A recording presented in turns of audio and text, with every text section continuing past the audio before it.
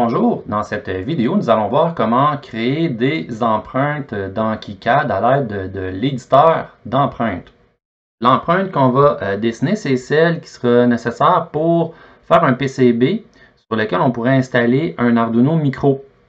On avait déjà fait le symbole dans l'éditeur de symboles. Maintenant, on va faire l'empreinte qu'on aurait besoin. On commence par lancer l'éditeur d'empreintes. Première chose qu'on va faire, on va commencer par se créer une librairie dans laquelle on va regrouper toutes nos empreintes. On pourra comme ça facilement passer d'un projet à l'autre avec les mêmes empreintes. Ici, je vais l'appeler ma lib pour faire différent. Maintenant, je suis dans ma lib. Présentement, il n'y a aucune empreinte à l'intérieur. Et on va créer une nouvelle empreinte. Bon, la nouvelle empreinte, on va l'appeler Arduino Micro, puis on a le choix de soit faire des pads traversants ou surface mount. Nous, c'est des pads traversants dans ce cas-ci. Donc, des true all.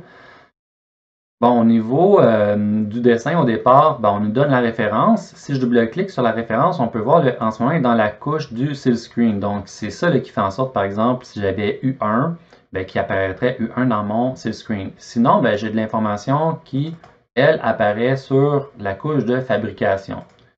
Donc, c'est tout ce qu'on a pour le moment.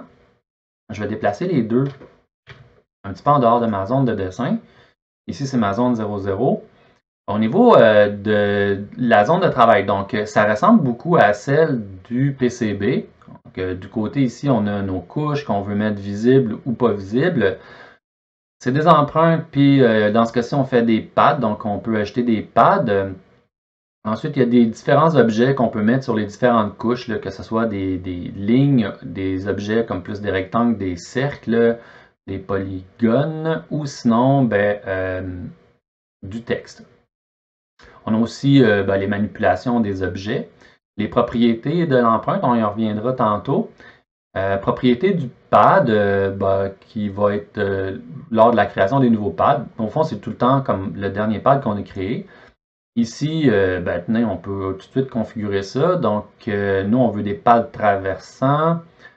Les positions, c'est 0, 0. Puis, la forme qu'on veut du pad, c'est ici, en ce moment, il nous offre un cercle. Bon, moi, je ne suis pas un fan de cette approche-là avec le cercle parce que je sais, dans ce cas-ci, en particulier, que c'est moi qui va l'assembler. Donc, c'est moi qui va le souder. Ce que j'aime bien, c'est de mettre au fond, un pad un peu en ovale. Donc, ce que je vais prendre, c'est un rectangle arrondi. Et je vais mettre l'arrondi à 50%. Bon, là, je suis revenu à un cercle. Parce qu'en ce moment, la taille du pad est la même en X puis en Y. Donc, je vais mettre ici au niveau du X. Donc, le X est sur l'axe des X. Je veux qu'il soit plus long. Donc, je vais dire, je veux qu'il soit 0.1. Au niveau de la largeur, là en ce moment, il m'offre 0.06. Mais ça, c'est parce qu'en ce moment, il me faut aussi un trou de 30 millièmes de pouce. Bon, moi, je sais que mes broches font 30 millièmes de pouce, justement. Donc, si je fais le trou à la même grosseur que ma broche, je vais avoir de la misère à la rentrer. Ça, c'est des tailles de perçage. Donc, après ça, j'ai le plaquage qui va venir par-dessus. Il faudrait que j'agrandisse ça un petit peu plus. Donc, on va se mettre ça à 39, juste parce que c'est proche d'un drill qui est standard. Puis, donc ça, c'est pour le perçage. On va mettre 40, ça soit plus facile à calculer tous les espacements. Donc là, ici, je sais que j'ai 20 qui montent de chacune des pins qui vont être adjacentes. Là, ça ne me laisse pas beaucoup d'espace de chaque côté. Fait que je vais monter la largeur ici à 70. Donc à 70, là, ça me donne au fond 35 au total, moins mon 20, ça me donne 15, un bon 15 de chaque côté. Donc c'est quand même assez bien comme zone de contact. Ça me donne quand même assez d'espace entre les pads pour éviter que quand mes pads qui vont être un à côté de l'autre, qu'il y ait des risques qu'il y ait des ponts de soudure qui se forment lors de l'assemblage. Donc ça, c'est bon. Ça fait mon affaire. Ici, on pourrait décaler le trou, là, si on voulait, par exemple, envoyer le trou plus d'un côté. Je vais juste le décaler de 0.1 pour vous montrer. Donc, comme ça. Donc, ça décentre le trou un peu.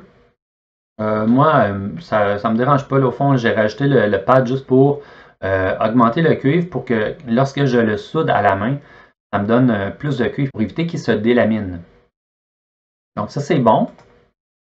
Je vais pouvoir placer maintenant mon premier pad. Donc, on sait que c'est un espacement de 100 millièmes. Fait que je descends, puis je rajoute mes 17 pins de connecteur.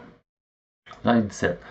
Bon, là, il faut savoir la largeur entre les deux rails de connecteur. Mais là, ça ici, il faudra aller le mesurer. Donc, on prend notre Arduino Micro, on peut aller mesurer. Bon, sans grande surprise, on va arriver à peu près à 600 là, ici avec l'outil de mesure. Puis c'est normal qu'on arrive à peu près à 600 parce que ben, c'est mécaniquement ça qui est utilisé pour être capable de l'insérer sur une plaquette blanche. Hein. C'est une des raisons pour lesquelles on trouve si pratique ce Arduino Micro. Donc j'ai déjà ici, comme par hasard, descendu de 300. Je sais que moi mes pins, on s'en vient ici pour mettre la 18. Donc c'était l'ordre dans lequel je les avais fait. Puis avec la grille de 100, c'est vraiment facile. J'ai même pas besoin d'avoir peur. Je fais juste installer mes broches. Oups. Là, j'ai fait une petite erreur. Il va falloir aller corriger les numéros. Ici, c'était 33. Ici, c'est 34. Bon, mes broches sont toutes là. Maintenant, je peux ramener peut-être l'information. Donc ici, on va ramener la référence. La référence, je vais la mettre au-dessus, pas en dessous, parce que ben, lorsqu'on va assembler, on voudra garder la référence visible, même si la pièce est installée. Au niveau de l'information de fabrication, ben, elle, je peux la mettre en dessous. Ça ne change absolument rien. Et lorsqu'on regarde souvent les schémas d'assemblage ou de fabrication, c'est le fun là, que ça soit écrit en dessous de la pièce ou dans la pièce là, pour qu'on soit capable de facilement les identifier. Au niveau de la grosseur, justement, des informations de fabrication, ben là, je pourrais arriver ici puis tracer le PCB. Encore une fois, je peux retourner le mesurer pour me faire une idée. Donc si je prends les mesures de ma pièce, je vais arriver au niveau de la longueur à environ 1.9. Puis ben, ça c'est en excluant le petit connecteur, on va l'ajouter par après. Donc 1.9 parce que c'est distribué égal des deux bords. Puis au niveau de la largeur, j'arrive à environ 700. Donc 705 là, pour être ici selon ce que je mesure.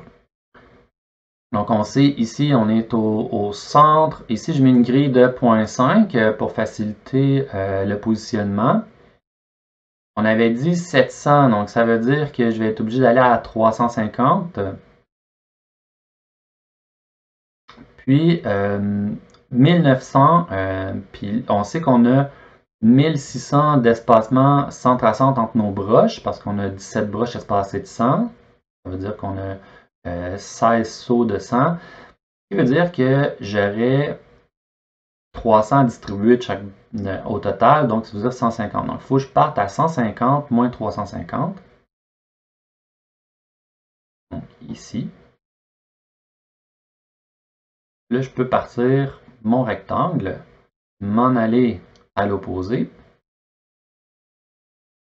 Puis en bas de l'écran, on peut voir en ce moment le DX DY. Donc on s'était dit qu'on voulait avoir 1900 puis 700. Donc ça nous donne notre contour en ce moment dans la couche de fabrication. Pour le seal screen, j'irai juste un petit peu à côté parce que si on trace le seal screen directement, puis ici on est sur le deux masques, ça pourrait rentrer en conflit puis nuire à notre soudure. Aussi, il y a des fabricants qui vont retirer notre seal screen à ce moment-là. Donc, on va tracer, mais juste un petit peu à l'extérieur de ça. Donc, ce qu'on va faire, c'est qu'on va se donner une grille un petit peu plus précise. On va se donner 10 millièmes de grille de plus. On s'assure d'être sur la couche de seal screen. On se met une grille plus petite, donc le 10. Puis, je m'en viens ici. Moi, j'ai pas besoin d'être plus haut. Moi, j'ai besoin d'être plus large, comme on sait. Donc, je m'en viens un petit peu à côté ici. Oups, je suis plus en rectangle.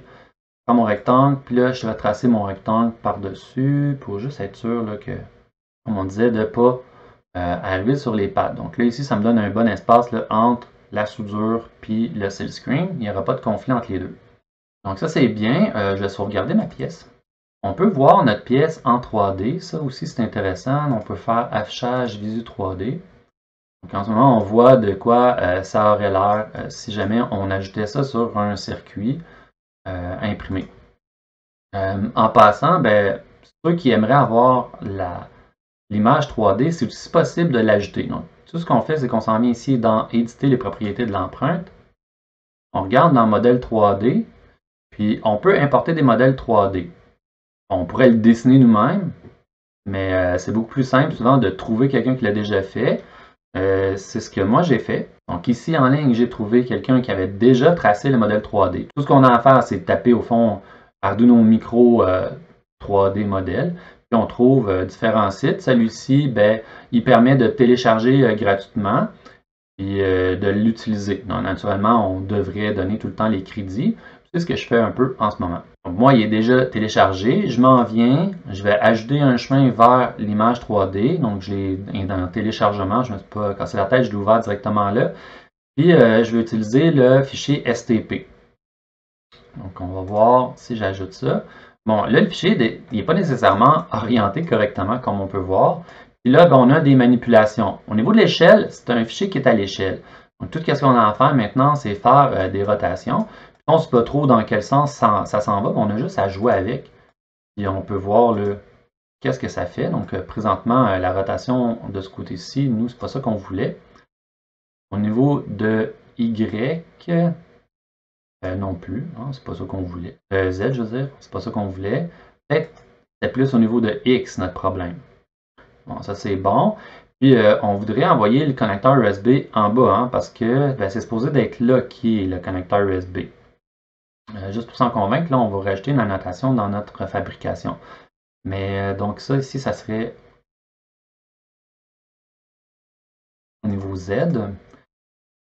Puis là, après ça, ben, il va falloir le décaler parce qu'il n'est pas aligné non plus, ni en X, ni en Y, ni en Z. Fait que là, on va pouvoir faire des décalages.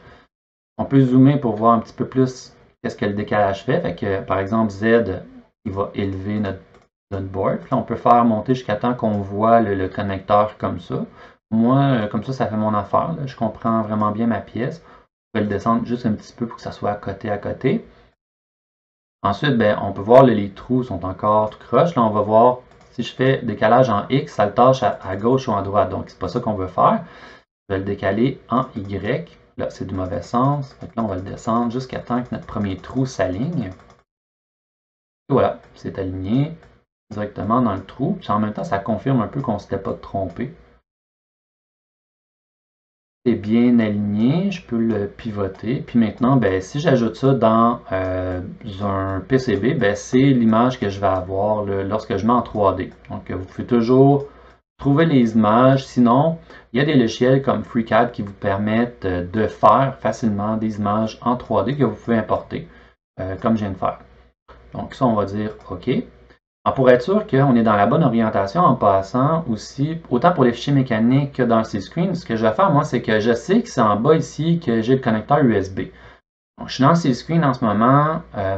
J'ai une grille de 10. C'est correct. Puis, on va s'en venir ici, puis on va se tracer un connecteur USB. Juste pour montrer là, que le connecteur USB est là. Puis, on va mettre du texte pour que les gens comprennent c'est quoi qu'on voulait mettre ici. Donc, autant dans le seal screen, si on regarde le seal screen, ça va être quand même assez évident. Je peux le mettre aussi dans la couche de fabrication. Donc, je vais juste enlever le seal screen. Je vais mettre la couche de fab visible. Je vais faire la même chose. Je vais m'en venir passer un rectangle sur lequel je vais écrire USB. Là, ben, il n'y a pas trop de doute lors de l'assemblage dans quelle orientation je dois mettre la pièce. Donc, je sauvegarde tout ça. Maintenant, ma pièce est disponible. Juste revenir ici, voir si tout est correct au niveau de l'affichage. On voit bien la pièce, le connecteur USB est du bon côté. C'est vraiment excellent. On ferme tout ça. Une dernière petite chose qui pourrait être intéressante à faire, c'est d'aller l'associer, notre nouveau footprint, avec notre symbole qu'on avait créé précédemment. On s'en vient chercher notre librairie démo. On vient chercher Arduino Micro, c'est notre seule pièce pour le moment. Puis pendant que j'y pense, il y a quelque chose qui m'achale un peu dans mon symbole. Justement, on va faire une petite modif.